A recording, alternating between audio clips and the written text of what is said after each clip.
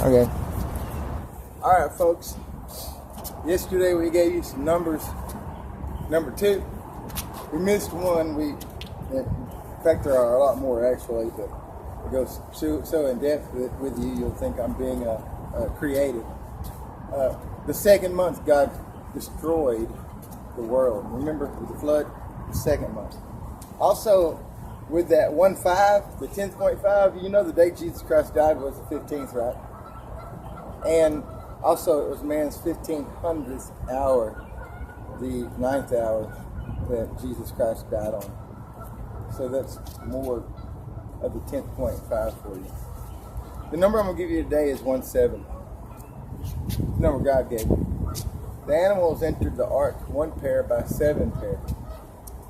Joseph was lifted up out of the pit at the age of 17 and sold into bondage.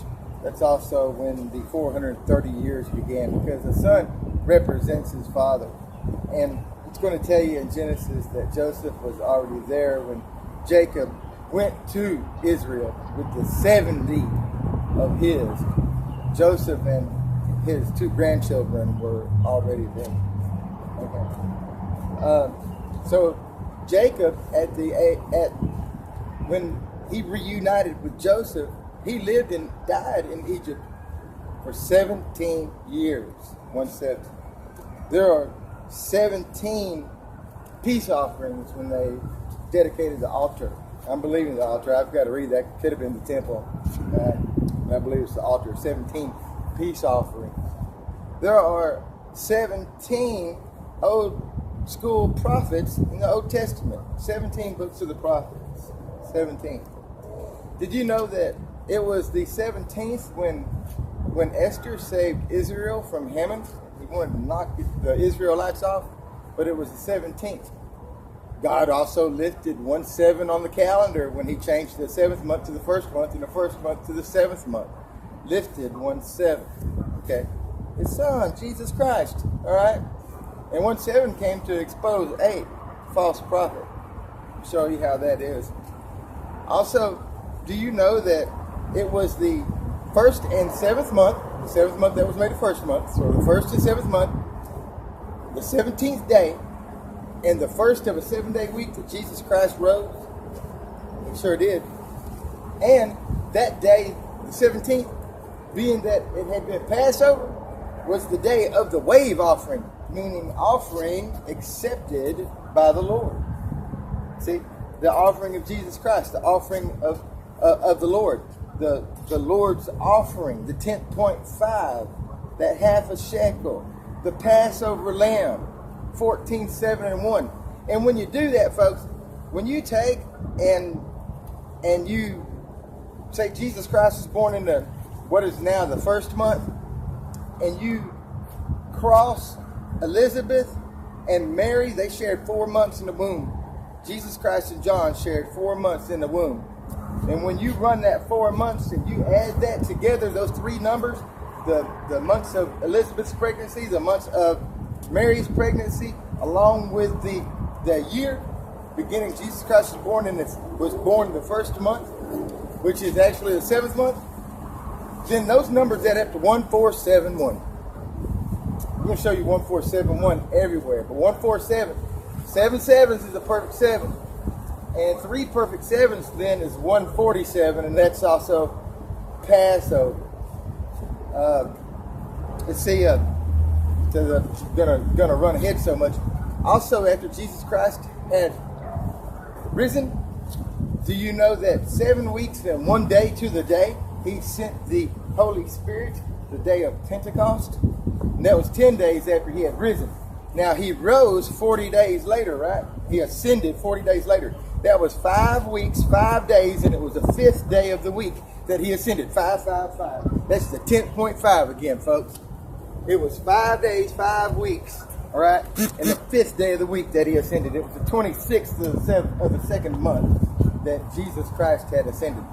Now, you also had the 10th day of the 7th month, God's Day of Atonement. You have 17 plagues in the Bible. 10 plagues in the Old and 7 plagues in the New. You have the beast of 7 heads and 10 horns. You got a lot of 1/7 sitting up in that Bible, people, but they ain't got nothing. Not one single celebration in today's so-called Christian church on Sunday, having moved the 7th to the 8th for Jesus Christ rising. They got nothing for the 17th. Now we know that Jesus Christ got up on the 17th. This man got up and showed that he was God on the 17th. But there ain't nothing for the 17th. That's kind of crazy, isn't it? Isn't that insane?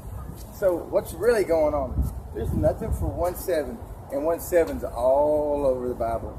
So if 1/7 is spread out from the Old Testament all the way to the New Testament, through the New Testament, but there's no celebration, no recognition for 1/7. Now 1/7 came to expose 8. That's what his mission was. And we're going to tell you how he exposed 8 and show you 8 all over the Bible. We're going to show you how he did this all over the place. Now those 1/7s are there. And the big one, when he rose, there's 3 of them. They ain't got, there's nothing for that. Oh, and by the way, the day of Pentecost, that was also the 1st of 7. That was on Sunday. And what he did was, he established himself, his Father, to free you from the 8. So that you could come back to the Father. Not sit there and you know what the 8th day was? A day of blood, a day of sacrifice. That's a day that you killed the 10th. Okay? You killed the 10th on the 8th. Alright? The 10th was a clean animal with no blemishes. A sheep, a cow, a goat, an ox, with no blemishes whatsoever. A firstborn. That was the 10th. And you killed that on the 8th. You also circumcised a child on the 8th day also. It was a day of blood. And he came to free you from that day of blood, not to put you back into bondage.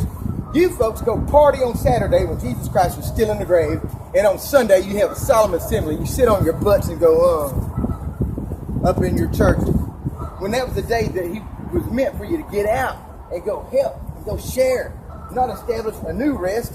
See, Satan and Daniel, they said, was going to elevate himself to the Prince of Heaven. Well, he's done that. He formed a new rest on another day. He moved God's 7 to the 8. He's calling it Christianity. He calls himself Jesus Christ because he elevated himself to the Prince of Heaven. The angels were even saying, God, how long are you going to do this? He said, I got this, don't worry. The abomination of desolation. Hey, man, look, Satan is sitting where no one ought sit, in the hearts and minds of man as God. And that's the abomination of desolation. And we'll get into that later. And it's all through the number, and none of this is interpretation, because you know what? Numbers don't lie. Hey, God bless you. Check you out later.